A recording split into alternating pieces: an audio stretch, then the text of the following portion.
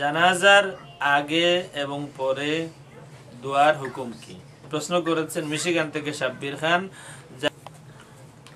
বিসমিল্লাহির রহমানির রহিম আলহামদুলিল্লাহি ওয়া কাফা ওয়া সালামুন আলা ইবাদিহিল্লাযিনা ইসতাফা আম্মা বাদ। প্রশ্নকারীকে প্রশ্ন করার জন্য ধন্যবাদ। জানাজার আগে ও পরে দোয়া, এটা হচ্ছে আল্লাহর জিকিরের অন্তর্গত এবং আল্লাহর জিকিরের নির্ধারিত কোনো সময়সীমা আল্লাহ নির্ধারিত করে দেন নাই। সব ইবাদতের নির্দিষ্ট সময় রয়েছে, কিন্তু দোয়ার বা আল্লাহর জিকিরের নির্ধারিত কোনো সময় নেই। সুতরাং দোয়া যে কোনো সময় করা যায়, এটাই হলো আসল কথা, যে কোনো সময় দোয়া করা যায়, যে কোনো সময় জিকির করা যায়। তাই এ কারণেই জানাজার পূর্বে দোয়া করতে কারো কোনো দ্বিধাদ্বন্দ্ব নেই বা কোনো ইখতিলাফ বা দ্বিমত নেই, এটা সবারই জানা।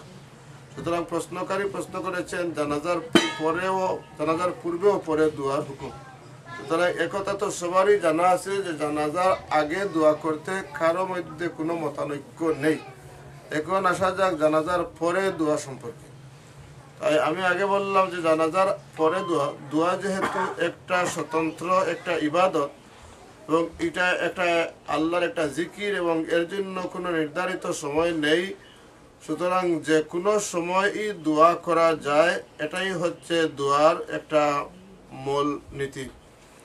তাই জানাজার পরে এই হিসাবে জানাজার পরেও দোয়া করতে কোনো বাধা হওয়ার কথা নয়।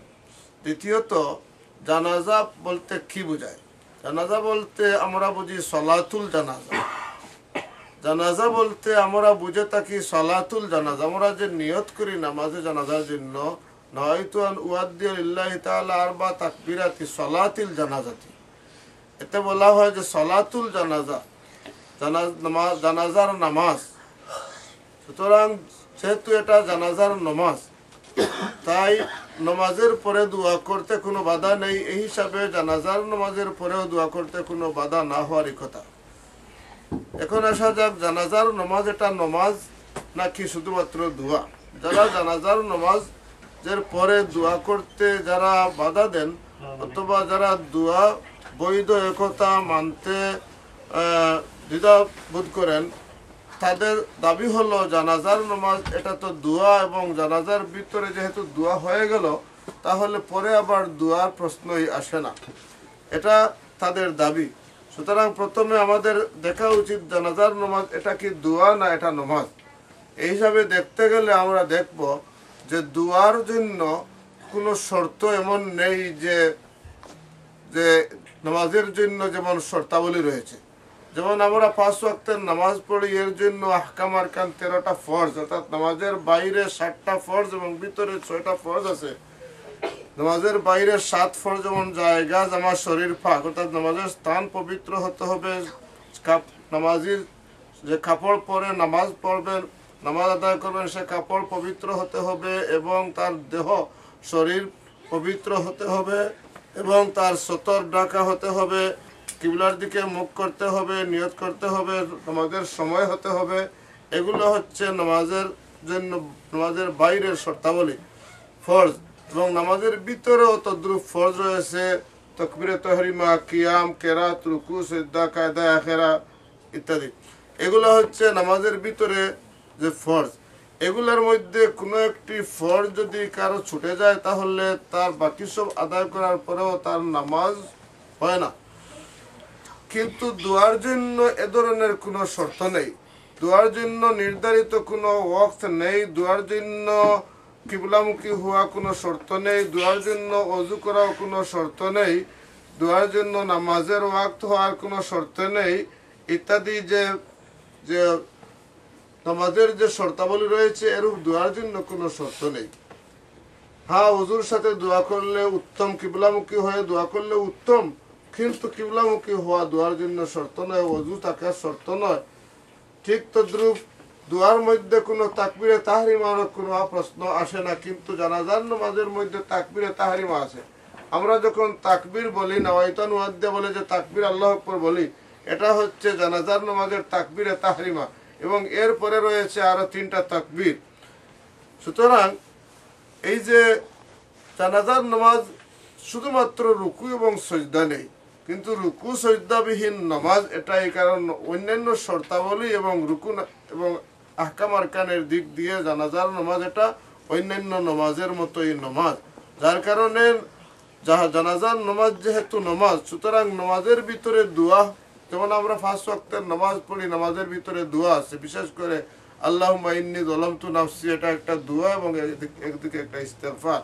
কিন্তু এই আল্লাহুম্মা ইন্নী যালামতু নাফসি এটা নামাজের ভিতরে থাকার পরেও আমরা নামাজের পরে আবার দোয়া করি, যদিও আজকাল নামাজের পরে দোয়া করতেও কিছু সংখ্যক মানুষ বাধা দিচ্ছে এবং এটাকেও তার কিছু সংখ্যক মানুষ মেনে নিতে পারছেন না। কিন্তু আমাদের মুসলমানরা, বিশেষ করে আহলুস সুন্নাত ওয়াল জামাতের মানুষ যারা, তারা এটা মানতে রাজি নন। আমরা যেভাবে করে আসছি, আগের জমানার উলামায়ে কেরাম মুসলমানেরা যেভাবে করে আসছিল আমরা করব, এটাই আমাদের দাবি। সুতরাং 5 ওয়াক্তের নামাজের ভিতরে দোয়া থাকার পরেও আমরা যখন এরপরে নামাজ দোয়া করতে কোনো বাধা নেই, ঠিক তদ্রুপ জানাজার নামাজের ভিতরে আল্লাহুম্মা গফিরলি হাইয়িনা ওয়া মাইয়িতিনা এটা দোয়া, কিন্তু দোয়ার পরের যেহেতু এটা নামাজের ভিতরে দোয়া, সুতরাং নামাজ শেষ হয়ে যাওয়ার পরে আবার দোয়া করতে কোনো বাধার কোনো প্রশ্নই আসে না। তাছাড়া দোয়া, যেমন দোয়া কবুল হওয়ারও বিভিন্ন সময় রয়েছে। হাদিস শরীফে এসেছে, হুজুর পাক সাল্লাল্লাহু আলাইহি সাল্লামকে প্রশ্ন করেছেন কোন এক সাহাবী, আইয়ুদ দুআ আসমাউ, কোন দোয়া সবচেয়ে বেশি আল্লাহর কাছে গ্রহণযোগ্য হওয়ার যোগ্যতা রাখে, মকবুলিয়তের যোগ্যতা রাখে, কোন দোয়া? হুজুর পাক সাল্লাল্লাহু আলাইহি সাল্লাম উত্তরে বলেছিলেন, রাত্রের শেষ ভাগে যে দোয়া এবং 5 ওয়াক্তের অর্থাৎ ফরজ নামাজের পরে যে দোয়া করা হয়, এই দোয়াগুলো আল্লাহর কাছে গ্রহণযোগ্য হওয়ার অধিক যোগ্যতা রাখে। এই হিসাবে ফরজ নামাজের পরে যে দোয়া করা হয়, সে দোয়া যেহেতু আল্লাহর কাছে গ্রহণযোগ্য হওয়ার দাবি রাখে, তাই জানাজার নামাজও অন্যান্য নামাজের মতো একটি ফরজ নামাজ। সুতরাং এই ফরজ নামাজের পরেও যদি আমরা দোয়া করি, এই দোয়াটাও আমাদের আল্লাহর কাছে গ্রহণযোগ্য হওয়ার বেশি দাবি রাখে। সুতরাং জানাজার নামাজের পরে দোয়া করতে আমাদের কোনো আপত্তি থাকার কথা নয়। তারপরেও হাদিস শরীফে এসেছে, হুজুর পাক সাল্লাল্লাহু আলাইহি সাল্লাম বলেছেন, ইজা সাল্লাইতুম আলাল মাইয়িতি ফাখলিসু লাহু দুআ। এর রিওয়ায়াতটি আবু দাউদ শরীফে হযরতে আবু হুরায়রা রাদিয়াল্লাহু তাআলা আনহু থেকে বর্ণিত হয়েছে। নবী করিম সাল্লাল্লাহু আলাইহি সাল্লাম বলেছেন, যখন তোমরা মৃত ব্যক্তির নামাজ পড়ে নিবে, অর্থাৎ জানাজার নামাজ পড়ে নিবে, অতঃপর তোমরা তার জন্য খালিসভাবে অর্থাৎ খাঁটিভাবে তার জন্য দোয়া করবে।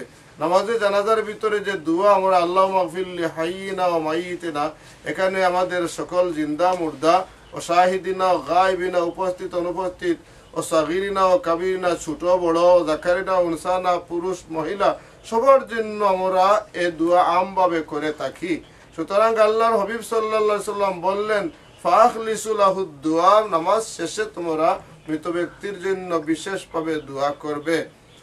তাই এই হিসাবেও জানাজার নামাজের পরে দোয়া করতে কোনো আপত্তি থাকার কথা নয়। একটা প্রশ্ন আসে, যেমন মনে করেন যে যারা যুক্তি দেন যে নামাজের জানাজার দোয়া, তাহলে নামাজের জানাজার পরে আবার দোয়া কেন? এর উত্তরে যেহেতু এটা একটা যুক্তি, সুতরাং যুক্তির উত্তর একটা যুক্তি দিয়ে এভাবেই দেওয়া যায়। আমরা যখন ভাত খাই, খাবার যখন গ্রহণ করি, সেই সময় আমাদের খাবারের মধ্যে যে তরকারি খাই তার মধ্যে অনেক পানি থাকে, ডালের মধ্যে পানি থাকে, আমাদের তরকারির মধ্যে পানি থাকে। সুতরাং ভাতের সাথে বা রুটির সাথে আমরা তরকারি খাই, তার সাথে আমরা পানি খাই, কিন্তু তারপরে দেখা যায় আমাদের আহার শেষে আমরা আরো পানি খাই। এটাকে কেউ অযৌক্তিক বলেন না, বরং এটা যুক্তির ভিতরেই আসে। সুতরাং খাওয়ার সাথে যদিও পানি আছে তার তরকারিতে বা ডালের ভিতরে আছে, কিন্তু তারপরে আমরা যেহেতু পানি খাই, সুতরাং নামাজের ভিতরে দোয়া থাকা সত্ত্বেও নামাজের পরে আমরা খাসভাবে শুধুমাত্র দোয়া করি মৃত ব্যক্তির জন্য। এটা যুক্তিসঙ্গত এবং এটা হাদিস শরীফের দলিল ভিত্তিক। সুতরাং জানাজার আমি আগে বলেছিলাম, জানাজার আগে দোয়া করতে তো কোনো বাধা নেই, বরং জানাজার পরেও দোয়া করতে কোনো বাধা নেই। হ্যাঁ, একটা কথা এ নিয়ে বাড়াবাড়ি করা আমরা পছন্দ করি না। জানাজা এমন কথা নয় যে জানাজার পরে দোয়া দোয়া, যেহেতু জানাজার নামাজ কথা আসছে জানাজার নামাজের পরে, সুতরাং এতে বোঝা যায় যে জানাজার নামাজ এই দোয়ার আগেই শেষ হয়ে গেছে। সুতরাং এই দোয়া না করলে যে নামাজ হবে না এ ধরনের কেউ মনে করা উচিত হবে না। নামাজ আগেই হয়ে গেছে, কিন্তু নামাজের পরে দোয়া করব কি করব না, আমার কথা হচ্ছে, উত্তর হচ্ছে দোয়া করতে কোনো আপত্তি নেই, দোয়ার জন্য কোনো সময় নির্ধারিত নেই। দোয়া যত বেশি করবেন ততই ভালো, সব সময় দোয়া করবেন। এই দোয়াই শেষ নয়, দোয়ার এর পরেও আরো বেশি দোয়া করবেন সব সময়, যেহেতু দোয়ার কথা আল্লাহ বলেছেন কুরআনে কারীমের মধ্যে, সুতরাং হাদিস শরীফের মধ্যে এসেছে দোয়ার কথা, তাকিদ এসেছে। সুতরাং সব সময় আমরা দোয়া করব, জানাজার আগে হোক পরে হোক। এমনকি একবার দোয়া হয়ে গেলে তারপর আরো যদি দোয়া করতে হয় এটা আরো ভালো, দোয়ার কোনো শেষ নেই।